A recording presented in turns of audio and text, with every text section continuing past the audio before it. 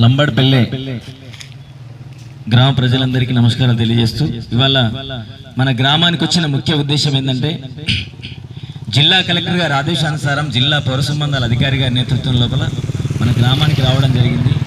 పరిసరాలన్నీ పరిశుభ్రంగా ఉంచుకోవాలి. మన ఇల్లు వాకిలు ఎంత పరిశుభ్రంగా ఉంచుకుంటామో ఇంటి చుట్టుపక్కల కూడా చెత్తా చెదారం లేకుండా పరిసరాలన్నీ పరిశుభ్రంగా ఉంచుకున్నట్లయితే రేపొద్దున ఇది వచ్చేది వర్షాకాలం, వర్షాలు పడినట్లయితే మనకు ఇంటి చుట్టుపక్కల చెత్త చెదారం జమ అయితే ఏమైతే అంటే ఈ వర్షపు నీరు అక్కడ చేరి అన్ని పదార్థాలన్నీ కుళ్ళిపోయి ఏమైతే మనకే గలీజ్ వాసన వస్తుంది. వాసనతో పాటుగా ఏమైతే అంటే దోమలు ఈగలు అభివృద్ధి చెంది దోమలు మన ఇంట్లోకి వచ్చి మనం కుట్టడం వల్ల మలేరియా, డెంగ్యూ, చికెన్ గున్య జ్వరాలు వచ్చి మంచాన పడతాం మనం. అలాగే ఈగల కుళ్ళిపోయిన పదార్థాలు వాళ్ళ ఈగలు ఏవైతున్నాయో అవి మళ్ళీ మనం తినే ఆహార పదార్థాలు మన ఇంట్లోకి వచ్చి వాడడం వల్ల ఆహారాన్ని మనం సేవించడం వల్ల వాంతులు విరోచనాలు అవి మనం కలరా వచ్చి మళ్ళీ హాస్పిటల్ పాలయ్యే పరిస్థితి ఉంది. కాబట్టి దయచేసి పరిసరాలని పరిశుభ్రంగా ఉంచుకోండి. ఎందుకంటే చిన్న జబ్బు వచ్చి మన హాస్పిటల్కి పోతే లక్షల రూపాయలు ఖర్చు అవుతున్నాయి. కాబట్టి దయచేసి ప్రతి ఒక్కరూ మీ ఆరోగ్యాన్ని కాపాడుకోవాలి.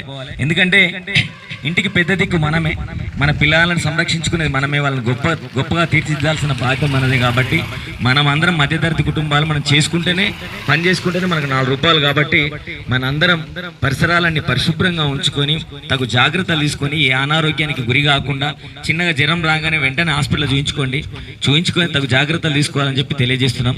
అలాగే మన ఇంటి ముందర మురికి కాలువలు ఉంటాయి. మురికి కాలువలు ఉంటే అందులోపల గ్రామ పంచాయతీ వాళ్ళకు చెప్పాలి బ్లీచింగ్ పౌడర్ చల్లు. మనం ఒకవేళ చల్లనట్లయితే మనం మళ్ళీ జగిత్యాలు కానీ వెళ్ళినప్పుడు 20-30 రూపాయలు బ్లీచింగ్ పౌడర్ తీసుకొని తగు జాగ్రత్తలు తీసుకొని ఇంటి ముందట మురికి కాలువ లోపల చల్లుకోవాలి. అందులోపల ఇంట్లోపల ఖరాబ్ అయిన అంటే మిగిలిపోయిన ఆహార పదార్థాలు కానీ లేకపోతే బీడీలాగా కానీ ఏది కానీ అందులోపల పారేయద్దు దయచేసి. అందులోపల పారేయడం వల్ల ఏమైతుందంటే మురికి నీరు అంతా ఒక దగ్గర జమ అయితే నీరు ఎక్కడ నిల్వ ఉంటుందో దోమలు అక్కడ గుడ్లు పెట్టి వాటి సంతతిని పెంచుతాయి. కాబట్టి దయచేసి అలాంటి చేయకండి. మురికి నీరు అనేది ఇక్కడ కూడా మన ఇంటి చుట్టుపక్కల కానీ ఎక్కడ కానీ నిల్వ ఉండకుండా చూసుకోండి. అలాగే నీరు అనేది వృధా కాకుండా నీటిని కాపాడుకోవాల్సిన బాధ్యత కూడా మనందరి మీద ఉంది. రేపు పొద్దున ముందు తరాలకు నీటిని మనం ఇవ్వాల్సిన బాధ్యత కూడా మనందరి మీద ఉంది. ఎందుకంటే ఇప్పటికే మనం 20 రూపాయలు పెట్టి బాటిల్ కొంటున్నాం, ఫిల్టర్ వాటర్ ఖచ్చితంగా కొనుక్కొని తాగుతున్నాం. అవునా కాదా? ఎప్పుడు కూడా మనం అనుకోలే, పాతకాలం మన తాతలు ఎప్పుడు కూడా అనుకోలే నీళ్లు కొంటారా అని చెప్పి. నీళ్ళు అనేది మనకు దొరికే వస్తువు, దాన్ని కొనుక్కుంటామా అని చెప్పి మనం అనుకోలే. ఎందుకంటే కలుషితం అవుతుంది, దాన్ని కూడా కొనుక్కుంటున్నాం. రేపు పొద్దున ఈ నీరు కూడా లేకుండా చేసినట్లయితే ఏమైతే ముందు తరాలకు అసలు మంచి నీరు కొనుక్కోవడానికి 200-300 పెట్టాల్సిన పరిస్థితి ఉంటుంది. కాబట్టి నీటిని ఎట్లా కాపాడుకోవాలంటే మనం వృధాగా వెళ్ళే నీరు ఏదైతే ఉందో అది మన ఇంటి ముందర చిన్న ఇంకుడు కొంత తవ్వుకొని అందులోనికి మళ్లించుకున్నట్లయితే భూగర్భ జలం మట్టం అనేది పెరుగుతుంది. అంటే మన ఒక్కరితో సాధ్యం అంటే కాదు, మనతో పాటుగా అందరూ అనుకొని మన పల్లె నుంచి గ్రామాల నుంచి పట్టణాల నుంచి జిల్లాల నుంచి రాష్ట్రాలు అన్ని అనుకున్నట్లయితే సుభిక్షంగా ఉంటది. నేల లోపల నీరు నిల్వ ఉందంటే మనకు ఎండ తీవ్రత తక్కువనే ఉంటది. అలాగే వర్షాలు కూడా అధికంగా విస్తారంగా పడతాయి. వర్షాలు విస్తారంగా పడడం వల్ల మనకు ఏమైతే అంటే పంటలు సమృద్ధిగా పండితే ఆర్థికంగా మనం నిలదొక్కుంటే పిల్లల్ని మంచి చదివించవచ్చు, వాళ్ళకి మంచి ఉద్యోగాలు చేయించే విధంగా మనం ఆ దిశగా అడుగులు వేయించవచ్చు చెప్పి ఈ సందర్భంగా తెలియజేస్తున్నామండి. ఇప్పుడు ఈ కార్యక్రమాన్ని ఉద్దేశించి మిత్రుడు పలిగి రాజేంద్ర గణం లోపల ఒక మంచి పాట.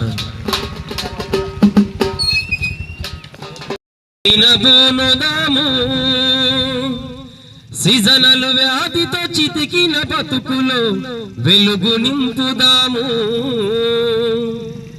చినుకు పడగానే సీజనలు వ్యాధులు చిక్కులు పెడతాయి. రచ్చి మన గ్రామాలలో కావర పెడతాయి.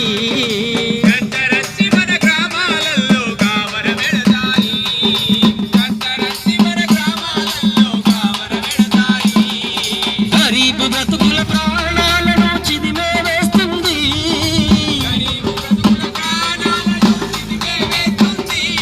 మన గరీబు బ్రతుకుల ప్రాణాలను చిదిమే వేస్తుంది.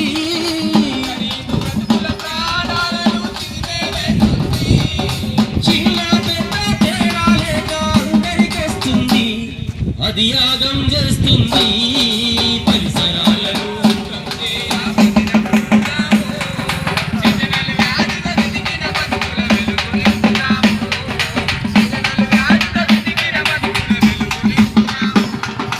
అడ్డమైన రోగాలొచ్చి ఆగమాయ బ్రతుకు. చీటికి మాటికి చేతులు కడగక తింటే నీ ఖర్చు.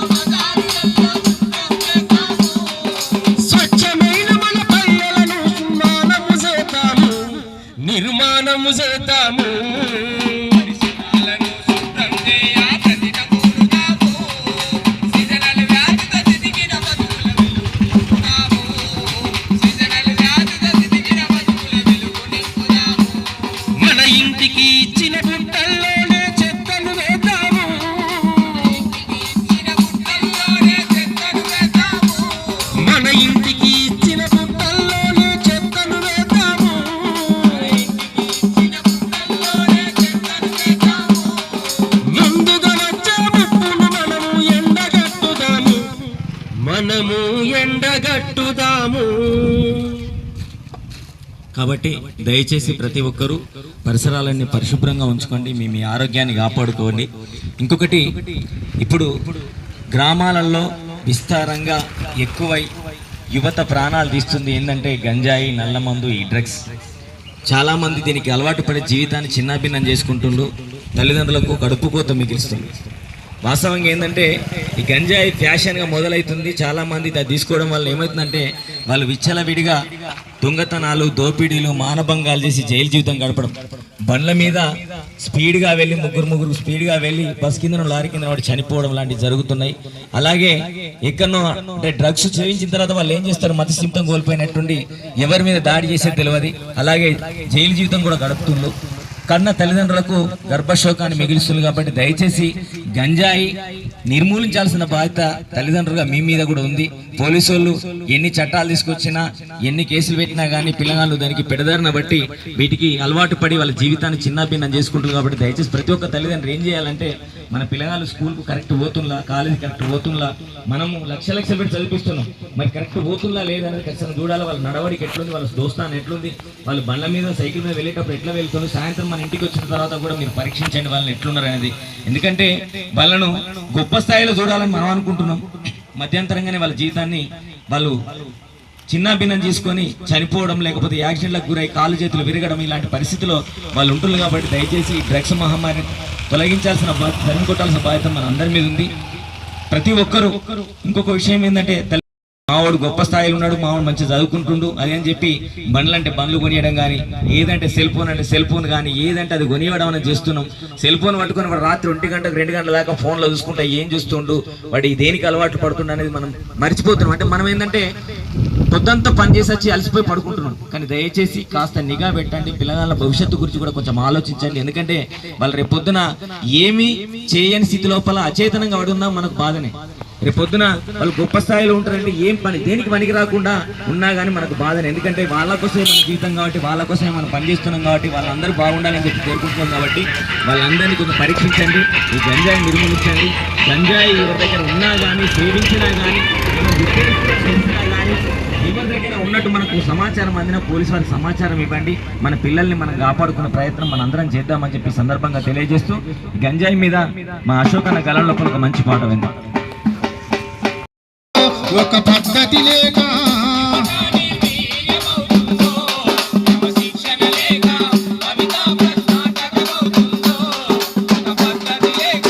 యువత నిర్వీర్యమవుతుందో, క్రమశిక్షణ లేక భవిత ప్రశ్నార్థకమవుతుందో, ఒక పద్ధతి లేక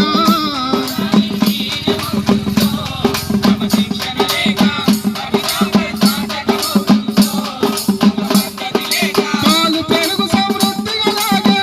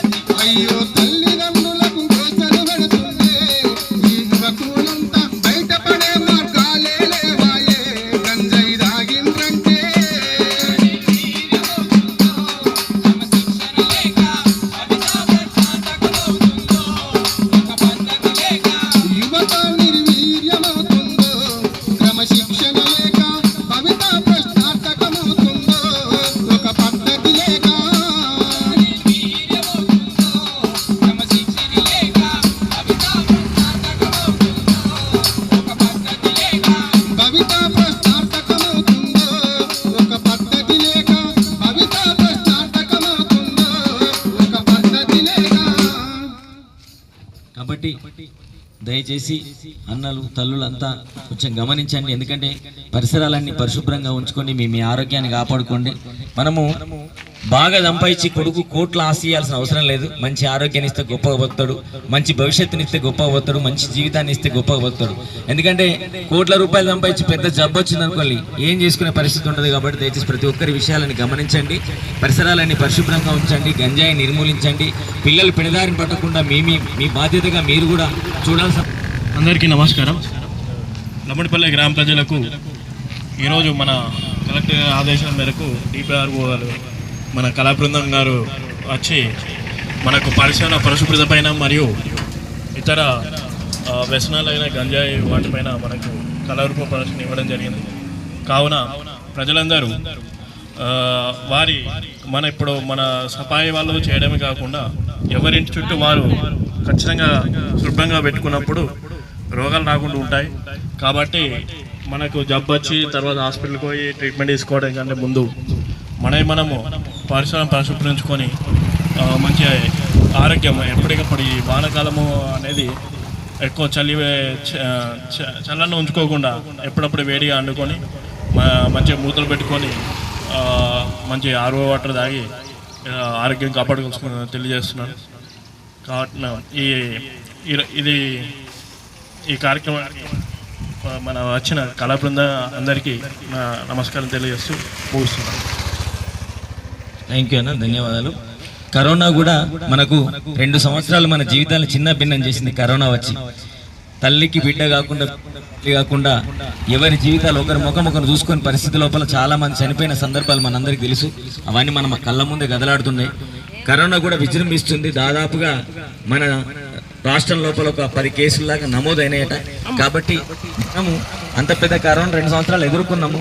మళ్ళీ వచ్చినా కానీ మనం ఎదుర్కొనే వ్యక్తి మనకు ఉంది. కానీ దయచేసి దాదాపుగా ప్రతి ఒక్కరూ కొంచెం శుభ్రతను పాటించండి, మాస్కులు ధరించండి. ఎటన్నా దూర ప్రాంతాలకు వెళ్ళినప్పుడు ఖచ్చితంగా మీ ఆరోగ్యాన్ని కాపాడుకోండి. కరోనా వచ్చినా ఎంత పెద్ద జబ్బు వచ్చినా మనం ఎదుర్కోవాలంటే మనం అందరం పరిశుభ్రంగా ఉండాలి, పరిసరాన్ని పరిశుభ్రంగా ఉంచుకోవాలి. కాబట్టి దయచేసి ఈ విషయాలన్నీ మీ అందరికీ తెలియజెప్పడానికి జిల్లా కలెక్టర్ గారి ఆదేశానుసారం జిల్లా పౌర సంబంధాల అధికారి గారి నేతృత్వం లోపల తెలంగాణ సాంస్కృతిక సాధి కళాబృందం ఇక్కడికి రావడం జరిగింది. దీనికి సహకరించిన పంచాయతీ సెక్రటరీ గారికి, పంచాయతీ సిబ్బందికి, ఇన్న ప్రతి ఒక్క అన్నలకు అమ్మలకు ప్రతి ఒక్కరికి పేరు పేరున కృతజ్ఞత తెలుపుతూ ముగిస్తున్నాం. ధన్యవాదాలు.